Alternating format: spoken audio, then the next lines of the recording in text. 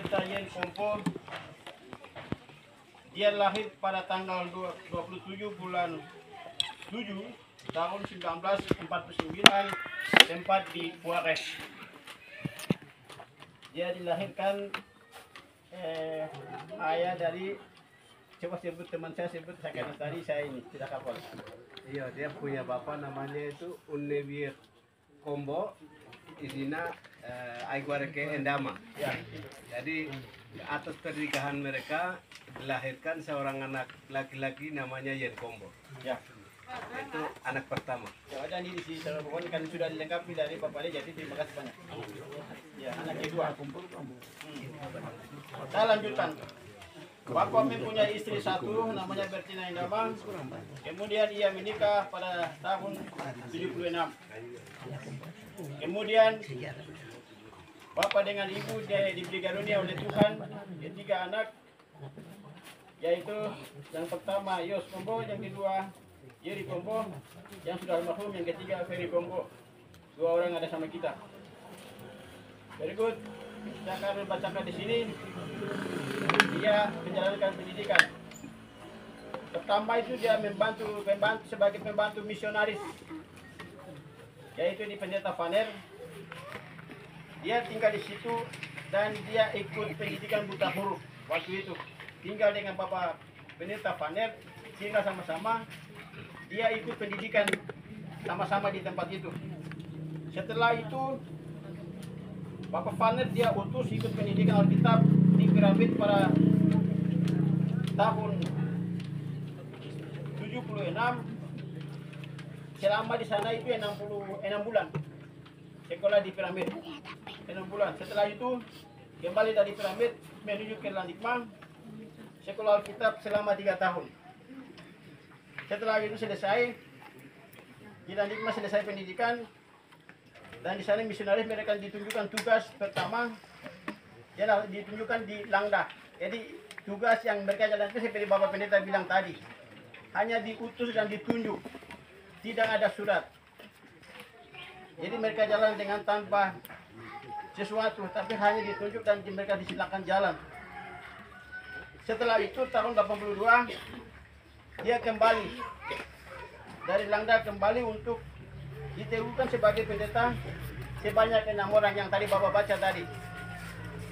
Jadi 6 orang, diantaranya di situ ada Bapak Pendeta Yen, Bapak Pendeta Thomas Wandi, Bapak Pendeta Habel Mabel, Pendeta Ongkayare, Pendeta Enos Mabel, Pendeta Sabonarek Wandi. 6 orang itu yang diteguhkan dari misionaris untuk sebagai pendeta. Setelah itu Pendeta Yen dapat tugas pertama di Abenako, dan 5 orang itu semua dibagi tersebar. Yang tadi Pendeta bilang tadi. Jadi di Langda, di Bombla, di Nipsan, dan di tempat lain termasuk Bapak Yen, dia dapat di Abenako. Di situ dia ambil 5 jemaat untuk dia laksanakan pelayanan. Jadi jemaat Lunikma dan lain-lain sebutnya yang ada di kelas Abenako semua dia ambil. Baru dia laksanakan tugas. Setelah itu misionaris bertugas lagi, Bapak berangkat ke Nipsan. Itu tanpa ditunjuk surat juga. Dan di sanalah, dari sana dia jalankan tugas selama 3 tahun dari Nipsan, lanjutkan ke Lelambo. Dari Lelambo baru dia kembali. Setelah 3 tahun itu dia kembali. Setelah itu tahun 1989 kembali ke Abenako, laksanakan tugas yang sama di tempat jemaat yang tadi saya bilang, itu di Abenako. Karena di sana sudah laksanakan 3 tahun. Jadi gaji dan lain-lain dan sesuai tadi Pak Pendeta sudah bilang, yang sesuai yang ada di mereka itu. Setelah itu, setelah dia laksanakan 5 jemaat, dan di situ jemaat pendeta 6 orang itu dipanggil masing-masing tugas. Kemudian jemaat Pak Pendeta tetap waktu dia Abenako, dia dipanggil oleh salah satu jemaat dari Sikem, Selasigi. Dia dipanggil untuk pendeta tetap di situ. Dan dia pelayanan pada tahun 1997 sampai dengan 2001. Jadi pendeta tetap itu di jemaat Sikem Selasigi terakhir.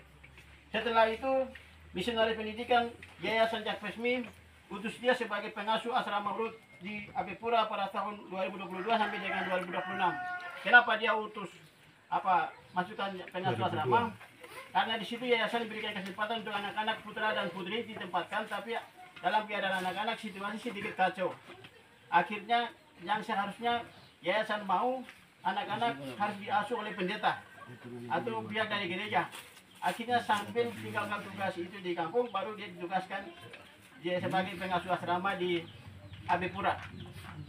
Itu dia laksanakan tahun 1997 sampai dengan 2001. Setelah itu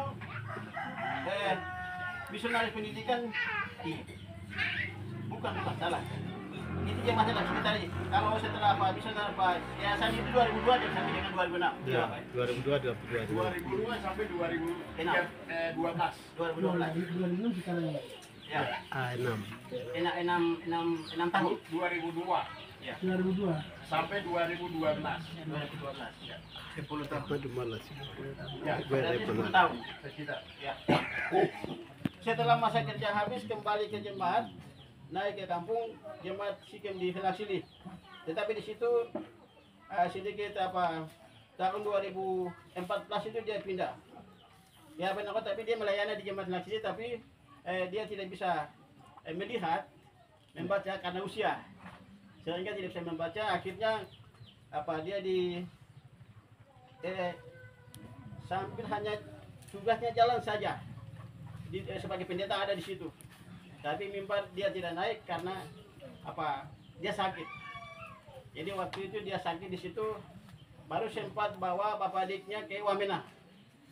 Berobat di sana, berapa kali keluar masuk tidak bisa. Akhirnya nanti anak-anak lagi angkat turun ke Jayapura.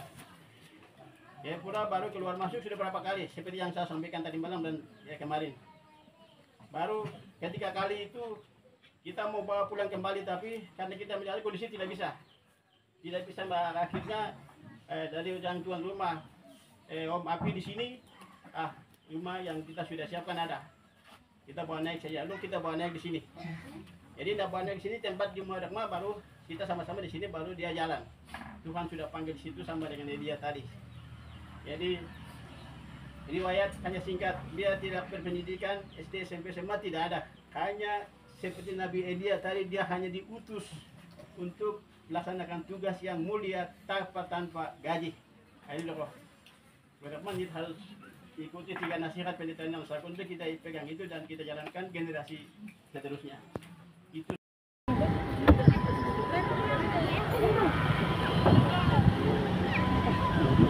Ya sudah, tidak bisa kau. Siapa? berhasil satu lebih ambil dong.